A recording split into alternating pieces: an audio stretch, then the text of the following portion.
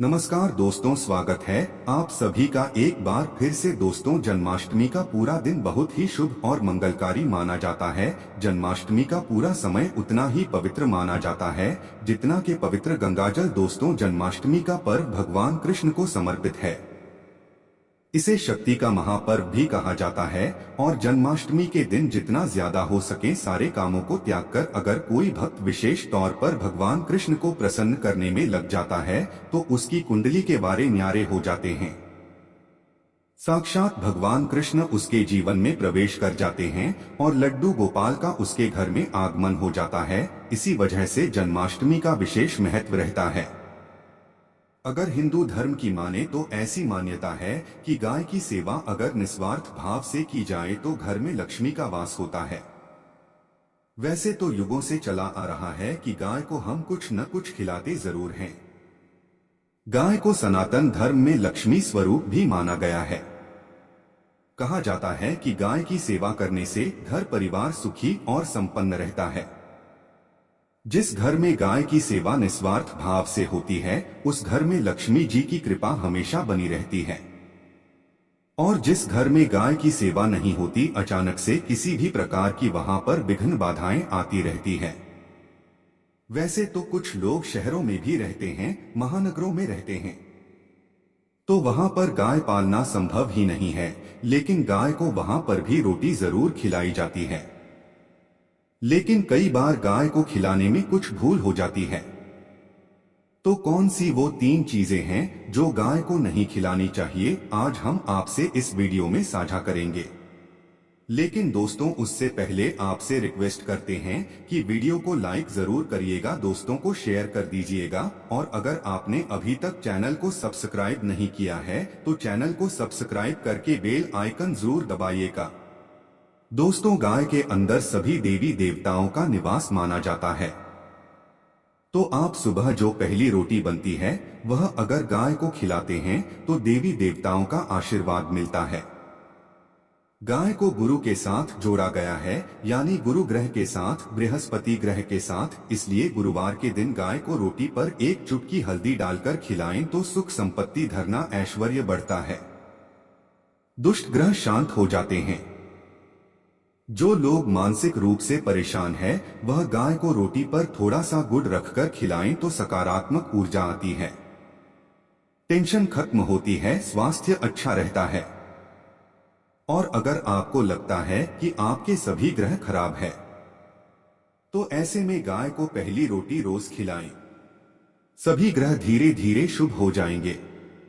कभी कभी जीवन में लंबे समय से कोई शुभ मंगल कार्य नहीं हो रहे होते, तब ऐसे में अब गाय को रोटी खिलाएं। गाय के मस्तक को छूकर अपनी मन्नत कहें, प्रणाम करें, पैर छुए तो आपकी मन्नत जरूर पूरी होगी। तो ये था गाय को आप क्या खिलाएं उसके बारे में, लेकिन गाय को क्या नहीं खिलाना चाहिए अब हम जानते हैं। गाय को रोटी तो हर कोई खिलाता है। अब यह रोटी बासी बिल्कुल भी नहीं होनी चाहिए, यानी कि एक दिन पहले की जो रोटी बनी रहती है और आप दूसरे दिन सुबह सुबह खिला देते हैं वो नहीं खिलानी चाहिए। कई बार आप रोटी बना लेते हैं और उस दिन गाय मिलती नहीं तो रोटी रखे रह जाती है। फिर वो अगले दिन गाय को खिलाने से गाय का अपमान माना जाता है, वो रोटी बासी कहलाती है। इसलिए गाय को एक दिन पहले की बची हुई रोटी कभी नहीं खिलानी चाहिए। सड़ी गली चीजें, खराब चीजें गाय को मत खिलाइए, इससे घर में परेशानी आती है।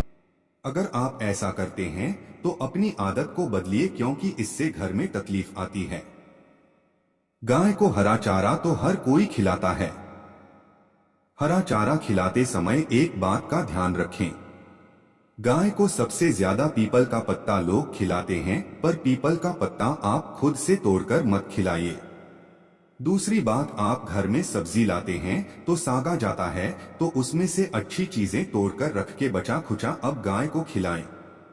आप जो देंगे वह गाय खा लेगी, लेकिन थोड़ी सी कुछ अच्छी चीजें मिलाकर गाय को खिला दीजिएगा तो ज्यादा फायदा होगा। गाय को दूध नहीं पिलाना चाहिए। आप दही चावल खिला सकते हैं, लेकिन दूध ताजा हो या बचा हुआ भूलकर भी गाय को मत पिलाइए। तो 3 चीजें गाय को नहीं खिलानी है। एक तो बची कुची रोटी नहीं खिलानी है। कोई भी अनाज बजाए उसे दूसरे दिन गाय को नहीं खिलाना है। जैसे चावल बच जाता है रोटी बढ़ जाती है।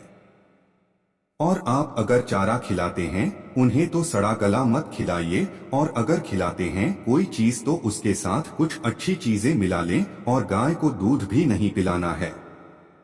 ये चीजें बिल्कुल भी नहीं खिलाएं, नहीं तो घर में गरीबी आती है, माता लक्ष्मी आपके घर में वास करना छोड़ देती है।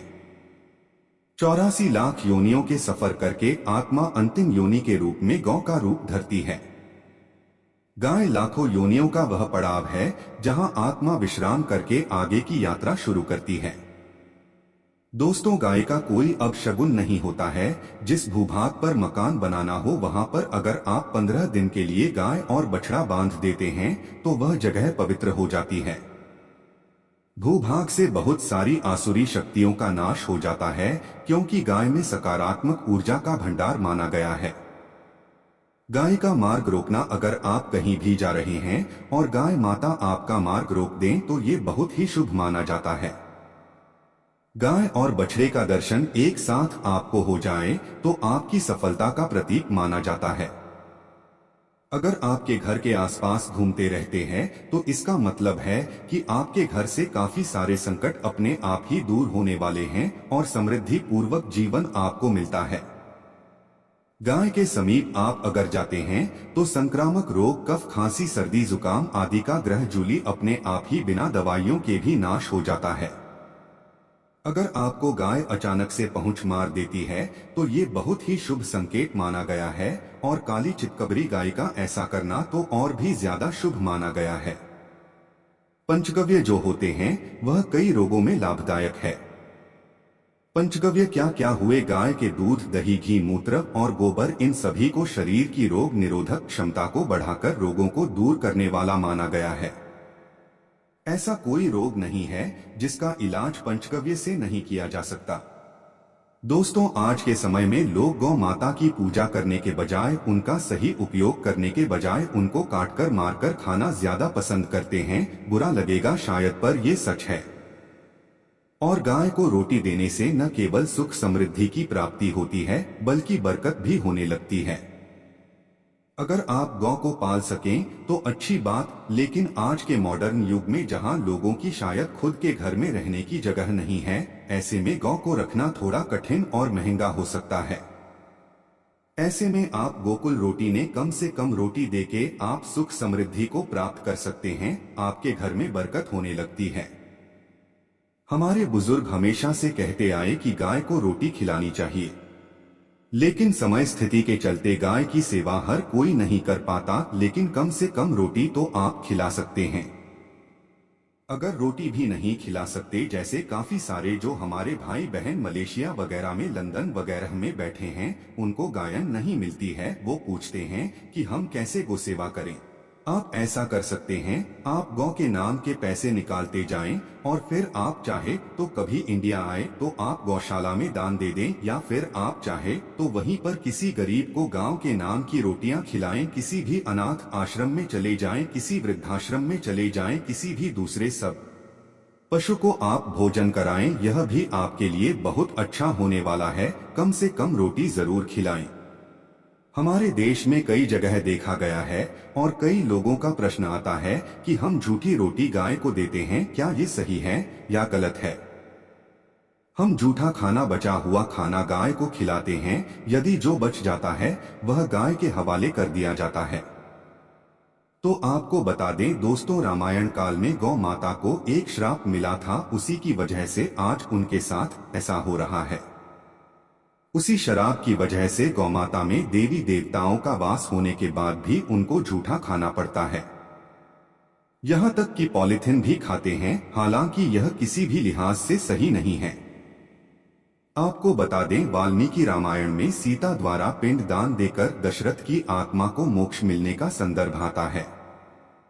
जो लोग जानते होंगे वो जानते हैं कि वनवास के दौरान भगवान राम, लक्ष्मण और सीता पितृपक्ष के दौरान श्राद्ध करने के लिए गया धाम पहुंचे। श्राद्ध कर्म करने के लिए जरूरी सामग्री जुटाने राम और लक्ष्मण तो चले गए और सामान लेकर नहीं आए।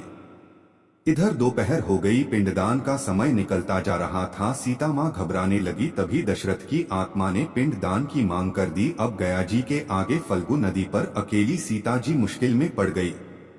उन्होंने फल्गु नदी के साथ वट वृक्ष, केतकी के फूल और गाय को साक्षी मानकर बालू का पिंड बनाया और स्वर्गीय राजा दशरथ अपने ससुर के निर्मित पिंड दान कर दिया। थोड़ी देर में भगवान राम और लक्ष्मण जब लौटे तो उन्होंने कहा कि समय निकल जाने के कारण मैंने पिंड दान कर दिया। बिना सामग्री के पिंडदान कैसे हो सकता है? इसलिए राम ने सीता माँ से प्रमाण मांगा। तब सीता माता ने कहा कि जो फल्गु नदी के रेत है, केतकी के फूल है, गाय है और वट वृक्ष है, जो मेरे द्वारा किए गए श्राद्ध कर्म की गवाही दे सकते हैं। इतने में फल्गु नदी, गाय और केतकी के फूल तीनों इस बात को मुकर गए। उन्होंने कहा, सीता माँ झूठ बोल रही है, सिर्फ वट वृक्ष ने सही बात कही। तब सीता जी ने दशरथ का अध्ययन करते हुए उनसे ही गवाही देने की प्रार्थना करें। दशरथ जी ने सीता माँ की प्रार्थना को स्वीकार करके घोषणा की कि ऐन वक्त पर सीता ने मुझे पिंड दान कर दिया। इस पर राम आश्वस्त हुए, लेकिन तीनों गवाहों द्वारा झूठ बोलने पर सीता जी उनसे क्रोधित हो गए और उन्हें श्राप दिया। फल्गु नदी से कहा कि जा, तेरा नाम सिर्फ नदी रहेगा, लेकिन तुझमें पानी कभी नहीं रहेगा। इस कारण आप भी जानते होंगे, जो लोग जानते हैं, फल्गु नदी आज भी गया में सूखी ही रहती है। गाय को श्राप दिया कि तो पूज्य होकर भी लोगों का झूठा खाएगी, और केतकी के फूल को श्राप दिया कि तुझे पूजा में कभी नहीं चढ़ाया जाएगा। वट वृक्ष को सीता माँ ने आशीर्वाद दिया कि उसे लंबी आयु की प्राप्ति होगी और दूसरों को छाया प्रदान करेगा, तथा पतिव्रता स्त्री तेरा स्मरण करके अपने पति की दीर्घायु की कामना करेंगी। यही कारण है कि गाय को आज भी झूठा खाना पड़ता है। केतकी के फूल को पूजा से निषिद्ध बताया गया है। फल्गु नदी के तट पर जल नहीं है। सीता कुंड में पानी के अभाव में सिर्फ बालू रेत में पिंडदान किया जाता है। दोस्तों, शास्त्रों के मुताबिक गौमाता में सारे देवी देवता निवास करते हैं। 33 कोटि देवी देवता और पीटर का निवास होता है। अगर आप भी किसी मंदिर में नहीं जा सकते, पूजा पाठ नहीं करते हैं, कहीं जाकर के ग्रह दोषों का उपाय नहीं कर सकते हैं, तो आपको गाय को एक रोटी जरूर खिलानी चाहिए। हमेशा कहते हैं, पहली रोटी गाय की अगर आप भी खिलाते हैं तो दुनिया के सारे सुखों को प्राप्त कर सकते हैं। आपने अक्सर ही सुना होगा कि रसोई में पहली रोटी जो भी बने गाय को दे देनी चाहिए। हर रोज गाय को एक रोटी देने से आपके जीवन के सभी दुख दर्द दूर हो जाते हैं। खाना बनाते वक्त हमेशा पहले एक रोटी गाय की निकाल दें, इसके बाद ही परिवार के बाकी सदस्यों के लिए आपको रोटियां सेकनी चाहिए।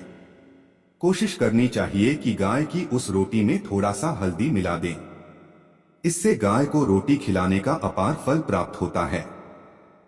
अगर गुरुवार का दिन हो तो लोई ले ले, सने हुए आटे की एक छोटी सी लोई बना लें और उसमें हल्दी मिलाकर गाय को खिला दें। आपके जीवन में शुभता आती है, वैभव आता है, धन संपत्ति का वास होता है। आप जो भी हासिल करना चाहते हैं जिंदगी में, तो आप देखेंगे कि तुरंत आपको मिनटों में वह हासिल हो जाता है। इसी तरह से आपको नमक का एक उपाय बताते हैं। नमक क्या है? नमक के बिना तो हर स्वाद अधूरा है, और साथ ही साथ अगर नमक न हो जीवन में तो स्वादहीन हो जाता है। जितना हम खाने में नमक को इम्पोर्टेंट मानते हैं, उतना ही ज्योतिष में नमक को इम्पोर्टेंट ही माना जाता है और इसे कर्ज की वस्तु माना गया है। किसी का नमक खाने का अर्थ क्या होता है? उसका कर्जदार होना। आपने सुना ही होगा, नमक का कर्ज अदा करना है। इसलिए अगर आप जीवन को सुगम लाना चाहते हैं, सरल बनाना चाहते हैं, तो नमक का एक आसान सा प्रयोग आपको आज हम बताएंगे। आप देखिए कि कितने आपको पॉजिटिव परिणाम मिलते हैं, और इतना आसान है कि इसके लिए आपको अतिरिक्त मशक्कत करने की कोई जरूरत नहीं है। सिर्फ आपको अपने घर में बनी सबसे पहली रोटी लेनी है और उस पर थोड़ा सा नमक रख दें। अब आप पूछेंगे कौन सा नमक रखें? तो सबसे बेस्ट है आप सादा नमक, ढेरी वाला नमक, सस्ता नमक जो भी है वो रखें। काला नमक नहीं रखना है, आपको सफेद नमक ही रखना है। तो नमक रख लें और फिर इस रोटी को किसी कपिला गाय को आपको दे देनी है। कपिला गाय यानी सफेद रंग की गाय को आपको खिला देना है। अगर आपको कपिला यानी सफेद गाय नहीं मिलती है तो आप यह रोटी किसी भी गाय को खिला दें, मगर यदि आपको कोई ऐसी गाय दिख जाए सबसे पहले सफेद गाय को ही खिलाना प्रेफर करें। आपको बता दें दोस्तों, ये उपाय आपकी हर समस्या को जड़ से दूर कर देता है। चाहे आपके घर में कोई बड़ी कलह हो, कोई पारिवारिक वाद विवाद हो, इस उपाय को करके आपके घर में सुख का वास होने लगता है। जो भी धन की कमी हो, बच्चों की पढ़ाई हो, करियर में सफलता हो, सभी मुश्किलें आपके जीवन की दूर होने लगती है। लेकिन गाय को रोटी देते वक्त मन में ऐसा कोई भावना लगाकर रखें कि हम रोटी खिलाते हैं या फिर हम बहुत बड़े दानी हैं, अन्यथा इस स्थिति में पुण्य फल की प्राप्ति होना संशय वाली स्थिति देता है। गाय को रोटी खिलाने से नियम से बरकत के अलावा आप देखेंगे धन संपत्ति में दिनों दिन बढ़ोतरी होने लगती है और आपके घर के ग्रह दोषों से आपको मुक्ति मिलती है। अगर आपके भी घर में धन की कमी है तो आपको ये उपाय जरूर करना चाहिए। किसी भी दिन करें, अगर सावन का पवित्र महीना है तो हर दिन शुभ है। आप जिस दिन चाहे उस दिन से कर सकते हैं और आप देखेंगे इस उपाय को करने से आपके घर से धन की कमी बिल्कुल झट से दूर हो जाती है। तो यह उपाय आप जरूर कर लीजिए। आज के लिए बस इतना ही दोस्तों। अगर आपको ये वीडियो पसंद आया है तो वीडियो को लाइक करिएगा, दोस्तों को शेयर जरूर करिएगा और चैनल को सब्सक्राइब करके बेल आइकन जरूर बताइएगा ताकि आने वाला नॉलेज एबल आपको सबसे पहले मिले। दोस्तों मिलते हैं अगले वीडियो में, तब तक के लिए goodbye. Thanks for watching my video.